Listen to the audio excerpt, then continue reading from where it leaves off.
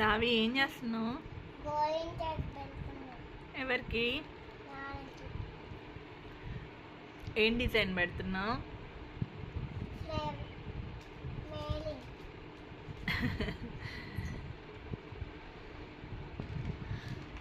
భలే పెట్టావురా చుక్కలు.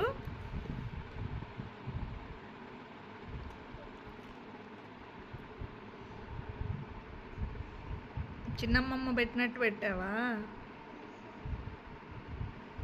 నీ డిజైన్ అది?